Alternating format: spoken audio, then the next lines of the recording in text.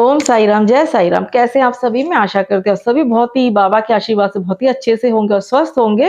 तो साईं भक्तों, आज आप लोग तरह-तरह के उपाय करते हैं ना अपनी कामना सिद्धि के लिए, कामना पूर्ति के लिए, और तरह-तरह के पाठ करते हैं और कई प्रकार के अनुष्ठान आदि करते हैं। लेकिन हम कहीं न कहीं हम ना कुछ जो है जो बेसिक जो चीज़ें हैं, जो हमारी जो हमें जो नियम है एक तरह से हमारे जीवन में जो हमें करना चाहिए, उन बेसिक नियमों से हम चूक रहे हैं, जो हमारे दादी-नानी, जो पुराने समय की महिलाएँ जो थी, और अब आज भी आप देखेंगे गाँव देहातों में स्पेशली वो ये उपाय करते हैं। उपाय कुछ भी नहीं है, ये बच्चों को भी कराना चाहिए, लेकिन इतना कारगर है। कोई आपको मैं लगभग 5 चीज़ें मैं बताऊँगी, इतने छोटे-छोटे हैं। कोई मंत्र पाठ नहीं करना, कोई मंत्रोच्चारण या फिर ऐसा कुछ भी नहीं है इसमें, जो सभी कर सकते हैं, करना चाहिए ही, बिल्कुल नियम है हमारे इसमें, लेकिन हम नहीं करते हैं क्योंकि एक तो पता नहीं होता बहुत से लोगों को, और जिनको पता है उनको लगता है कि अरे इसमें इससे होगा क्या, इससे क्या होगा? मैं भी ऐसे सोचती थी, लेकिन जब से मैंने करना शुरू किया ना, यकीन मानिए जीवन बदल चुका है। एकदम सकारात्मक बदलाव जो आए हैं, आप एक बार मेरे कहने में 5 में से आप 2 चीज़ें भी आप कर लेंगे ना, आपको पूरे 1 हफ्ते में आपको फ़र्क पड़ेगा, ज़रूर पड़ेगा। और अगर आपने 2 चीज़ें कर ली, फिर आप तीसरी चीज़ भी करेंगे, साथ में आप पाँचों की चीज़ें भी करने लग जाएँगे। ऐसा मेरा 100% मुझे यकीन है, मुझे विश्वास है। ठीक है? आएगा शुरू तो कीजिए, अब शुरू तो कोई नियम, तो एक ऐसा नियम है, 5 चीज़ें हैं, क्या करना है आपको। आपका जो जीवन है प्रकृति के अनुरूप हो जाएगा, आपको किसी चीज़ को माँगने की ज़रूरत नहीं पड़ेगी, आपकी आपकी जो चीज़ की रिक्वायरमेंट होगी ऑटोमेटिकली आपके पास में आ जाएगी। मन आपका शांत रहने लगेगा, खुश रहने लगेगा। आपको नेगेटिविटी से कोई असर पड़ेगा नहीं, नेगेटिविटी आपके ऊपर हावी हो ही नहीं सकती कभी भी। अगर आपने इन छोटी-छोटी बातों को अप्लाई कर लिया अपने जीवन में तो, ठीक है? तो आपने क्या करना है, शुरू करती हूँ कि आपने रात में सोने से पहले छोटा-सा लोटा, या तो फिर कोई ग्लास भी हो सकता है, स्टील का भी हो सकता है। कोशिश कीजिए तांबे या पीतल का। छोटा-सा ही चाहिए, ऐसा कुछ नहीं कि बहुत बड़ा, बहुत ज़्यादा मात्रा में चाहिए। पानी आपने भर के रख लेना है, कहाँ पे? किचन में रख लेना है, रात को सोने से पहले। पीने का नहीं, जो फ्रेश जो पानी जो होता है ना, ताज़ा जो जल है, आप थोड़ा-सा गंगा जल अगर है आपके पास में, गंगा जल और ताज़ा दूसरा जल उसमें मिक्स करके, आपने वो जो जल से भरा जो लोटा है, ग्लास है, आपने उसे रसोई में रखना, किचन में रखना है। क्योंकि किचन गंदा नहीं होना चाहिए कि गंदगी है, गंदा सा पड़ा है उसमें रख लिया, उस किचन काउंटर को क्लीन कर लीजिएगा एटलीस्ट।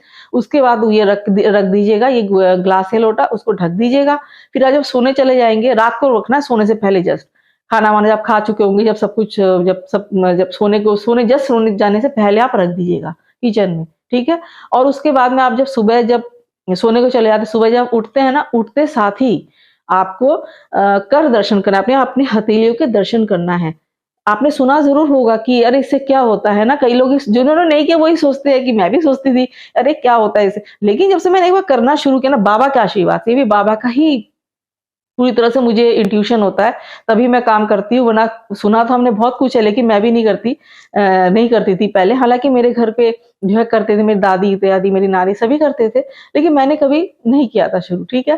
तो मेरी मम्मी भी नहीं करती वैसे, क्यों, मैं सच बता रही हूँ आपको। लेकिन लेकिन जब से मैंने करना शुरू किया ना, मैंने स्टार्ट किया, करने में क्या बुराई है? तो ये सोच के जब मैंने शुरू किया, तो 1 महीना भी नहीं हुआ, इतने ज़्यादा और भी ज़्यादा पॉजिटिविटी आने लग गई कि बहुत सारा, मतलब कि हेल्थ में भी इम्प्रूवमेंट होने लग गया, और काफ़ी कुछ पॉजिटिविटी और ज़्यादा जो है हर चीज़ की जो इच्छा पूर्ति होने लगी, तो खुशियाँ ही खुशियाँ, और ज़्यादा खुशियाँ और बढ़ गई है। तो क्या क्यों होता है, ये क्या राज़ है? मैं बताना चाहूँगी। देखिए, हथेली में हमारे ना ब्रह्मा जितने भी जो है देवी-देवताओं का वास होता है, और सुबह-सुबह दर्शन करना इसका अति शुभ होता है। हमारे सनातन धर्म में है ही ये बात। आपने तो सुना ही होगा, एक बार करके देखिए, अगर नहीं किया है तो। करते हैं तब तो बहुत, फिर तो आप इसका जानते होंगे कि इसके जो आनंद होता है, क्या इसका जो रिजल्ट्स आते हैं। तो और अगर आप बोल सके तो, ना कोई ज़रूरी नहीं है। एक मंत्र होता है छोटा-सा, बोल सके तो। जैसे कराग्रे वसति लक्ष्मी, कर मध्ये सरस्वती, कर मूले गोविंद, प्रभाते कर दर्शनम। बस इतना है, लेकिन अगर नहीं बोल सकते तो कोई बात नहीं, आप केवल दर्शन कीजिए, खुश अपने दोनों हाथों को ऐसे जॉइंट करके, खुश होके मुस्कुराते हुए देखिए। सुबह आँख खुलते ही ये काम करना है, अपने हथेलियों के दर्शन करना। ये मानिए कि हमारे हथेली में देवी देवताओं का वास है, माता महालक्ष्मी का वास है, श्री भगवान विष्णु का वास है, और समस्त देवी देवताओं का वास है, होता है हमारे हथेली में वास। और बड़ी खुशमन से 1 डेढ़ मिनट तक कम से कम देखिए, फिर उस हाथ को अपने चेहरे पे ऐसे लगा दीजिए, ठीक है? उसके बाद आपने उठ के शुक्राना करना है, ग्रेटिट्यूड रखना है कि थैंक यू, शुक्रिया, जो भी आप अपने भाषा में अपनी इच्छा से जो भी आप बोल सकते हैं, बस शुक्राना का भाव रखना है कि आपने मैं सही सलामत उठाया, मेरे सगे संबंधी सभी सही हैं, आपके आशीर्वाद से सब कुछ अच्छा चल रहा है, आपने बहुत कुछ दिया है प्रभु, आपका मैं खुद को आपको समर्पित करती हूँ, करता हूँ, आप मेरा दिन आप ही संभालिए, मेरा जीवन आप ही संभालिए, शुक्रिया, है ना। क्योंकि आप जानते हैं कि कई लोग ऐसे तो सोते सोते ही जो है फिर उठ ही नहीं पाते, लेकिन हम कम से कम हम तो ये है कि हम सुबह उठ पाए, आपके आशीर्वाद से सब कुछ ठीक है, सब कुछ दिया है भगवान ने, हमें बहुत कुछ दिया है ना। ये बस थोड़ा सा ग्रेटिट्यूड का भाव रखे, शुक्राना का भाव अंदर से फील करके, और धरती माता को प्रणाम कीजिए 3 बार या 5 बार, 3 बार या 5 बार टच करके अपने प्रणाम करना है दोनों हाथों से। और फिर आपने जो इस तरह से ऐसे देखिए, जो नाक से आपकी सांस ज्यादा आ रही है, इस नॉस्ट्रिल से सांस ज्यादा आ रही है, दोनों नॉस्ट्रिल से कभी भी, ये होता है ये विज्ञान होता है, इसके बारे में डिटेल में बाद में बताऊंगी। तो जिस नासिका से श्वास ज्यादा आ रही है ना, अगर राइट नॉस्ट्रिल से आपको सांस ज्यादा आ रही है, दोनों नॉस्ट्रिल से बराबर कभी नहीं आती है, आती है ऐसा नहीं कि नहीं आती है, वो एक अलग मैटर है, लेकिन ज्यादातर आपकी एक नाक से सांस ज्यादा आएगी। मान लीजिए राइट वाले नॉस्ट्रिल से सांस ज्यादा आ रही है, आपको ऐसे हाथ रखेंगे तो पता चल जाएगा। तो वही वाला राइट नॉस्ट्रिल से सांस आ रही है, तो राइट वाला पैर ही आपने पहले नीचे रखना है जमीन पे, ठीक है। और अगर लेफ्ट वाले बाएं नॉस्ट्रिल से, बाई नासिका छिद्र से अगर श्वास ज्यादा आ रहा है, तो आपको लेफ्ट वाला पांव ही नीचे रखना है, ठीक है। ये कर लीजिएगा, ये एक बार प्रैक्टिस कर लीजिएगा तो बहुत आसान है। नहीं तो आप कोई बात नहीं, आप वो ये नहीं करना चाहते, चेक नहीं कर पाएंगे सुबह, तो आप राइट वाला पैर रख दीजिए, ठीक है। वैसे अगर जो सांस आए उस तरफ का पैर अगर नीचे रखे तो दिन बहुत ही अच्छा जाता है। तो बस आप ये करके आप फिर आप भगवान के मंदिर में आ जाइए, उतरिए नीचे और बेड से उतरिए और मंदिर में आ जाइए, घर के मंदिर में भगवान जी को दर्शन कीजिए, प्रणाम कीजिए। फिर आप सीधा अपने रसोई में आइए, किचन में जो पानी आपने रखा हुआ है, पानी को लीजिए और आपके घर का जो मेन जो डोर है ना, जो मुख्य द्वार, देहरी पूजन, देहरी को बहुत ज्यादा महत्व होता है हमारे पूरे सनातन धर्म में, इसको बहुत ज्यादा महत्व होता है देहरी पूजन का। उसमें सुबह सुबह माता लक्ष्मी, हर कहते हैं कि सुबह सुबह ब्रह्म मुहूर्त में माता लक्ष्मी हर सभी के घरों में आती हैं, और जहाँ पे जल का छींटा होता है वहां पे माता लक्ष्मी जरूर आ जाती हैं। तो वो जल का लोटा लेके आपने अपने जो मेन डोर पे आपने छींट देना है, उसका पानी का छिड़काव कर देना है, ठीक है, दरवाजों पे दोनों ओर में, और थोड़ा सा नीचे की साइड में दरवाजे पे, जो मेन डोर पे, ठीक है।